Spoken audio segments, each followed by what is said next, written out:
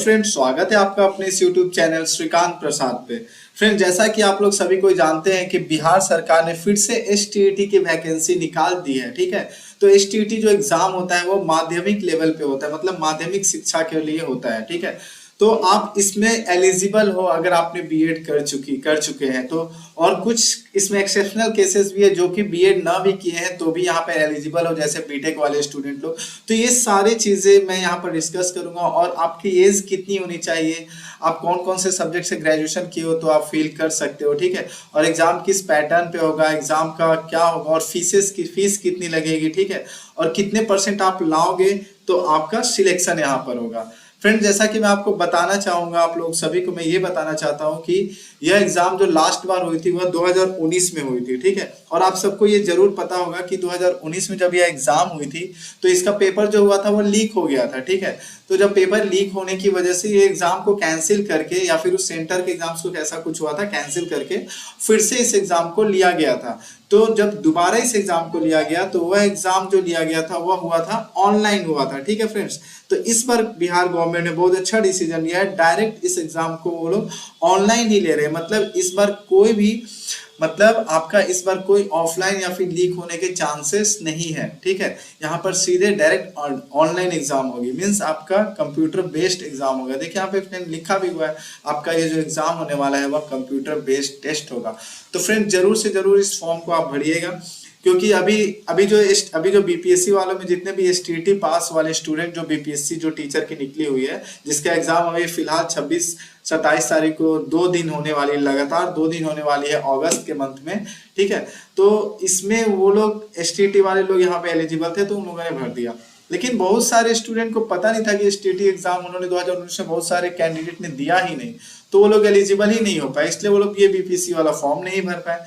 तो बिहार सरकार ने फिर से एसटीईटी का फॉर्म निकाल दिया है, तो जरूर से जरूर इसको आप लोग फिलअप जरूर करेंगे, क्योंकि फ्यूचर में आने वाली जितनी भी एग्जाम्स हैं इससे, जिसमें कि आपको एसटीईटी की जरूरत पड़ेगी, तो आप वो जरूर से आप फिल कर पाओगे। अगर आप ये एग्जाम नहीं दे रहोगे तो फ्रेंड्स आप नहीं फिल कर पाओगे। ठीक है, तो चलिए इस जो नोटिफिकेशन निकला हुआ है बिहार स्टेट का, वो मैं आपको थोड़ा सा क्लियर कर लेता हूँ, कैसे कैसे आपको फॉर्म फिलअप करना है, सब कुछ यहाँ पे डाउट्स आपका मैं क्लियर कर देता हूँ। जैसा कि आप यहाँ पे देख पा रहे हैं कि ये जो एसटीईटी की, ठीक है, 2023 इस साल का ये वैकेंसी निकली हुई है। प्रत्येक प्रश्न 1 अंक का होगा। ठीक है, निगेटिव मार्किंग नहीं होगी, मतलब यहाँ पर ये बहुविकल्पीय होंगे, मतलब यहाँ पे ऑप्शन वाले होंगे, और यहाँ पे निगेटिव मार्किंग नहीं है फ्रेंड्स। तो यहाँ पे निगेटिव मार्किंग नहीं है, मैं फिर से बोल रहा हूँ फ्रेंड्स, यहाँ पे निगेटिव मार्किंग नहीं है। तो जम के तैयारी करना और अच्छे से एग्जाम देना। ठीक है, और हर एक क्वेश्चन जो है वो 1 मार्क्स का होगा। ओके, तो यहाँ पे देखिए थोड़ा क्लियर मैं और कर देता हूँ। जो माध्यमिक के लिए, मतलब यहाँ पे 6 से लेकर 12 तक के लिए होता है, तो यहाँ पे देखिए माध्यमिक के लिए पेपर 1, मतलब सामान्य विषय हिंदी, उर्दू, बांग्ला, मैथिली, ये सारे विषय आपके जो सब्जेक्ट होंगे उसमें आपके जो ये चाहिए कि आप विषय समूह में कम से कम 50% प्रतिशत अंक चाहिए, मतलब आपके ग्रेजुएशन में एटलीस्ट 50% होना चाहिए। ठीक है, साथ में किसी राष्ट्रीय अध्यापक शिक्षा परिषद से मान्यता प्राप्त संस्थान से बीएड होना चाहिए, मतलब आपका बीएड भी बहुत ही जरूरी है यहाँ पर। ठीक है, और ये हो गया सब्जेक्ट शारीरिक शिक्षा, ठीक है, फिजिकल एजुकेशन, संगीत, ललित कला, नृत्य, ये सारे चीज़ों में आप अगर चाहते हैं तो यहाँ पे देखिए यहाँ पे पूरा क्लियरली लिखा हुआ है, सबकी एलिजिबिलिटी यहाँ पे क्लियरली लिखी हुई है कि आपका क्या एजुकेशन होना चाहिए इस फॉर्म को फिलअप करने के लिए। ठीक है, विशेष विद्यालय अध्यापक यहाँ पर होते हैं, विशेष विद्यालय अध्यापक के लिए, तो वो सारी इंफॉर्मेशन भी यहाँ पर दी हुई है फ्रेंड। ठीक है, और अगर हम थोड़ा और आगे चलते हैं यहाँ पर ये परिशिष्ट 2 में, तो यहाँ पे उच्च माध्यमिक, ठीक है, तो उच्च माध्यमिक में होता है 11-12। तो यहाँ पर 11-12 के लिए देखिए यहाँ पे हिंदी, उर्दू, अंग्रेजी, संस्कृत, ये सारे सब्जेक्ट्स यहाँ पे अवेलेबल है, और सबके जो शैक्षणिक अर्हता है, मीन्स एजुकेशनल क्वालिफिकेशन है, वो सारे यहाँ पर दिए हुए हैं। तो सपोज यहाँ पर आप यहाँ पर सपोज हिंदी, तो हिंदी अगर आपका विषय है तो आपको विनिर्दिष्ट विषय में कम से कम 50% अंक, मीन्स आपको मैंने पहले ही बोला था 50% अंक चाहिए, और साथ में आपका बीएड चाहिए। ठीक है फ्रेंड, तो ये सारी चीज़ें हैं। और अगर आप नीचे जाते हैं तो यहाँ पे कंप्यूटर साइंस, ठीक है, और अच्छा, कंप्यूटर साइंस का पहले मैं थोड़ा चलता हूँ, और यहाँ पे मैं आप लोगों को ये दिखा देता हूँ कि देखिए यहाँ पे ये सारे सब्जेक्ट्स है, प्राकृतिक, गणित, भौतिक विज्ञान, रसायन शास्त्र, जीव विज्ञान मतलब बायोलॉजी, गणित, मैथ्स। तो ये सारे चीजें के लिए आप, इसके लिए आपका एजुकेशन क्वालिफिकेशन ये होना चाहिए, ठीक है। आपको कम से कम ग्रेजुएट होना चाहिए, आपका ग्रेजुएशन में आपका ये मैथ्स सब्जेक्ट होना चाहिए, तभी आप मैथ्स के टीचर बन सकते हो ना। तो मैथ्स सब्जेक्ट होनी चाहिए और साथ में आपका बीएड जरूर ही होना चाहिए फ्रेंड, ओके। और कंप्यूटर साइंस के अगर आप टीचर बनना चाहते हैं तो यहाँ पे बीटेक वाले भी अप्लाई कर सकते हैं। जी हाँ फ्रेंड, यहाँ पे बीटेक वाले भी अप्लाई कर सकते हैं। जिन लोगों ने नॉर्मल देखा जाए तो जिन लोगों ने बीसीए या बीएससी कंप्यूटर से किया है तो वो लोग अप्लाई कर सकते हैं, ठीक है। और साथ में बीएड चाहिए वो लोग कर सकते हैं। लेकिन जो लोग बीटेक किए हैं कंप्यूटर साइंस से और आईटी से, तो वो लोग भी डायरेक्ट अप्लाई कर सकते हैं, उनको बीटेक बीएड की कोई जरूरत नहीं है, ठीक है। लेकिन जिन लोगों ने बीटेक किया है कंप्यूटर साइंस ब्रांच को छोड़कर अदर ब्रांच से, जैसे कि मैकेनिकल से या इलेक्ट्रॉनिक से या फिर इलेक्ट्रिकल से, अदर ब्रांच से आप लोगों ने किया फिर सिविल से, तो आपको बीटेक और अदर ब्रांच मतलब अदर देन कंप्यूटर साइंस, आपका जो अदर ब्रांच है उसके साथ में एक और आपका एक कोर्स आप अलग से किए होंगे, 1 साल का होता है पीजीडीसीए, वो अगर आपने किया है तो आपको बीएड करने की कोई जरूरत नहीं, आपका बीएड नहीं चाहिए, आप यहाँ पे अप्लाई कर सकते हो। मैं फिर से इस चीज को एक्सप्लेन कर देता हूँ, मतलब बीटेक प्लस पीजीडीसीए अगर आपके पास है तो आप यहाँ पर एलिजिबल हो विदाउट बीएड, मतलब बीएड ना भी आपने किया है तो आप यहाँ पर फॉर्म फिलअप कर सकते हो फ्रेंड, ओके। तो ये सारी चीजें हो गई। अब हम यहाँ पे आगे बढ़ते हैं। आगे बढ़ने के बाद आप यहाँ पे ये देखो पूरा क्लियरली लिखा हुआ है कि फिजिक्स के लिए आपका subject as post graduate level में आपका ये सारे सब्जेक्ट्स होना चाहिए, physics, electronics, applied physics, nuclear physics, ठीक है। ये इलेक्ट्रॉनिक्स इसलिए दिया हुआ है क्योंकि आपका बीटेक में इलेक्ट्रॉनिक्स होता है, ओके। फिर केमिस्ट्री के लिए ये है, फिर इकोनॉमिक्स के लिए है, कॉमर्स के लिए ये है, मैथ्स के लिए मैथ्स एंड अप्लाइड मैथमेटिक्स होता है बीटेक लेवल पे। तो ये सारी चीजें होनी चाहिए तो ही आप ये इस सब्जेक्ट्स के लिए लेकर फॉर्म फिलअप कर सकते हो फ्रेंड, ओके। अब यहाँ पे देखिए पेपर 1 होगा, फिर पेपर ये जो प्रश्न पैटर्न है वो होगा, ये 100 शिक्षक कला एवं अन्य दक्षता 50 तो कुल अंक 150, ठीक है।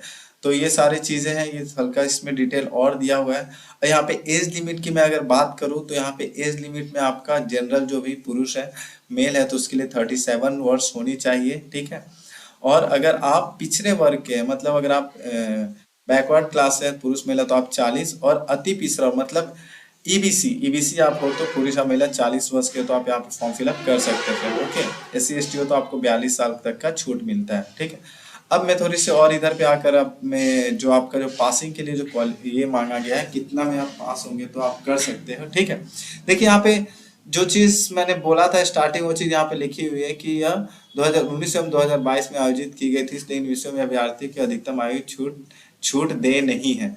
मतलब यह विषय में पेपर 2 का जो विषय है अंग्रेजी, गणित, भौतिक, रसायन शास्त्र, ये सारे सब्जेक्ट का एक बार एग्जाम हो चुका है एसटीईटी का, जो कि 2019 में फिर 2022 में हुआ था, इसलिए इसमें आपका ज्यादा एज में मतलब डिस्काउंट या छूट नहीं दिया गया है, ठीक है।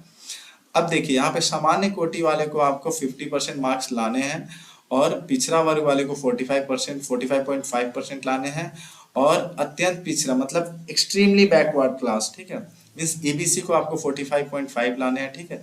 अगर कोई महिला है तो 40% अंक लाएंगी तो भी वो एसटीटी क्वालिफाइड कहलाएंगी, ओके। फिर प्रमाण पत्र की बात किया जाए तो प्रमाण पत्र उनको दे दिया जाएगा जब वो मतलब पास कर जाएंगे इस चीज को, ठीक है। और यहाँ पर देखिए वैधता के बारे में भी यहाँ पे लिखा हुआ है, प्रमाण पत्र की वैधता लाइफ टाइम होगी वगैरह सब कुछ लिखा हुआ है। अगर मैं एग्जामिनेशन फी की बात करूं तो सिर्फ एससी एसटी कैंडिडेट और फिजिकली हैंडीकैप्ड कैंडिडेट को छोड़कर सबको आपको पेपर 1 और पेपर 2 के लिए, ठीक है, पेपर 1 और पेपर 2 में से कोई एक पेपर के लिए, पेपर 1 और पेपर 2 में से अगर आप सिंगल कोई पेपर भरते हो या तो 1 या तो 2 तो आपको 960 रुपये लग रहा है।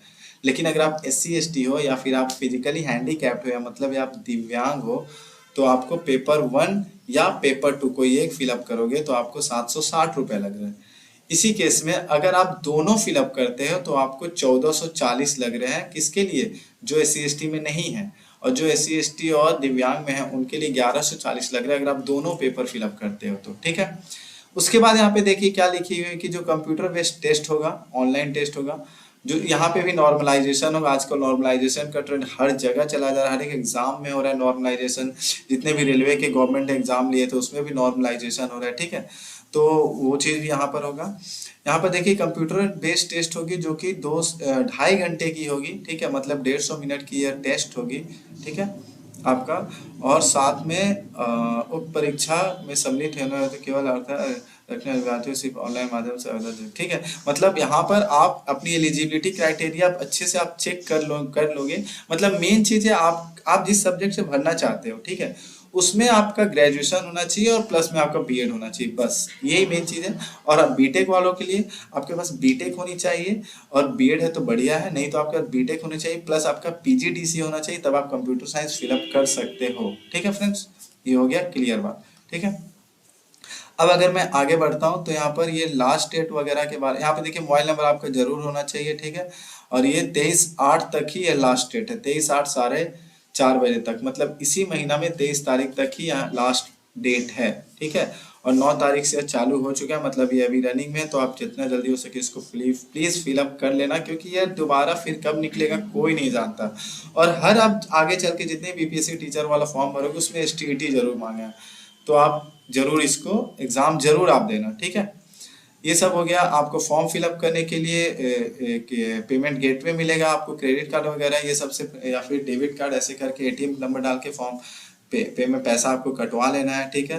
फॉर्म भरना है, लॉगिन आईडी सब कुछ आपको बना लेना है, फोटो चाहिए, आपका कलर फोटोग्राफ चाहिए और आपका एक सिग्नेचर चाहिए सादा पेपर पे, ठीक है। कलर फोटोग्राफ के साइज भी वगैरह भी यहाँ पर दिए हुए हैं, ठीक है। फोटो स्कैन किया हुआ साइज 20 KB से 50 KB तक ही आपको एक्सेप्ट किया जाएगा, और जो सिग्नेचर का साइज होगा 10 KB से 30 KB तक ही चाहिए, ठीक है। जो कलर फोटो होगा वो रिसेंट का होना चाहिए, ओके। और रिसेंट का फोटोग्राफ होना चाहिए, बैकग्राउंड में सफेद अथवा हल्के रंग का होना चाहिए, ठीक है, एवं कैमरे के सामने का खींचा हुआ होना चाहिए, ठीक है। फोटोग्राफ में अभ्यर्थी की आंखें एवं चेहरे स्पष्ट रूप से दिखना चाहिए, सब सारी चीजें आप जानते हो, चश्मा नहीं होना चाहिए सब वगैरह, हेलमेट नहीं होना चाहिए, पूरा क्लियर दिखना चाहिए, ठीक है, नहीं तो आपका फॉर्म रिजेक्ट हो जाएगा, आपके पैसे जो है वो रिटर्न इसमें नहीं होंगे फ्रेंड, ठीक है। आपको जब फॉर्म फिलअप करोगे तो आपके पास ये सारी चीजें और डॉक्यूमेंट्स होनी चाहिए, तभी आप फॉर्म फिलअप करने बैठना, ताकि आपको बाद में दिक्कत ना हो, ठीक है। यहाँ पे आपको अपलोड करना है स्कैन करके 10th का सर्टिफिकेट, ठीक है, और आपका जन्म तिथि के लिए, फिर 12th का प्रमाण पत्र और अंक पत्र, मतलब मार्कशीट भी और पासिंग सर्टिफिकेट भी, दोनों। स्नातक का भी मार्कशीट भी, पासिंग सर्टिफिकेट भी, ठीक है। और पीजी अगर आपने किया तो उसका भी पासिंग भी और मार्कशीट सर्टिफिकेट भी, और बीएड का पासिंग भी और मार्कशीट सर्टिफिकेट भी, ठीक है। और उसके बाद अगर और कोई आपने कोर्स किया है तो वो भी आप डाल सकते हो, ठीक है। और एससी एसटी और ईबीसी वालों के लिए क्रीमी लेयर वाला आपका डालना है, ठीक है, वो फॉर्म तो आपको डालना है, ये आपको अच्छे से पता है, ठीक। उसके बाद देखिए फ्रेंड्स, ये चीज़ें हो गई। फिर ऑनलाइन के अलावा किसी भी अन्य माध्यम, मतलब आप इसको ऑफलाइन नहीं भर सकते, और कैपिटल लेटर आपको सिग्नेचर में कैपिटल लेटर आपको यूज नहीं करना है, नहीं तो फॉर्म आपका रिजेक्ट हो जाएगा, ठीक है। तो फ्रेंड्स ये मुझे लगता है कि मैं आपको ये सारी चीज़ें आपको अच्छे से डिटेल समझा दिया हूँ। तो बस अब आपको यहाँ पर बस फॉर्म फिलअप कर लेना, 9 तारीख से चालू हो चुकी है, और आपका यह जो लास्ट डेट है वो चीज़ अच्छे से लिख लो, यहाँ पे नोट कर लो आप, 23 तारीख आपका ये लास्ट डेट है, 23 तारीख को, ठीक है। तो 23 तारीख के पहले आप फिलअप जरूर कर लेना। मैं फिर से बोल रहा हूँ फ्रेंड्स, ये स्टेटी बहुत दिनों के बाद निकली हुई है, और अब अगर जितने भी बीपीएससी टीचर वाला एग्जाम होता है उसमें एसटीटी चाहिए होता है, चाहिए फिक्स है। तो आप ये एसटीटी क्वालिफाई किए रहोगे तो ही आप बीपीएससी वाला आगे जाके टीचर का जो होता है फॉर्म वो आप फॉर्म भर सकते हो, ठीक है, अदरवाइज आप नहीं भर सकते हो, ठीक है। तो फ्रेंड्स उम्मीद करता हूँ वीडियो आपको अच्छी तरह से समझ में आ गया होगा। इसके बाद भी अगर आपको कोई डाउट है तो फ्रेंड्स आप जरूर कमेंट करना, कमेंट सेक्शन में मुझे आप क्वेश्चन कर सकते हो, मैं वहाँ पे जितनी जल्दी हो सके आपको आंसर दूंगा, ठीक है। फ्रेंड्स अब मैं वीडियो को यहाँ पे एंड करता हूँ friends, okay bye bye. Please अगर वीडियो अगर आपको अच्छी लगे तो वीडियो को लाइक जरूर कर देना, और आप मेरे चैनल पर न्यू है तो मेरे चैनल को सब्सक्राइब जरूर कर देना, ओके, थैंक यू।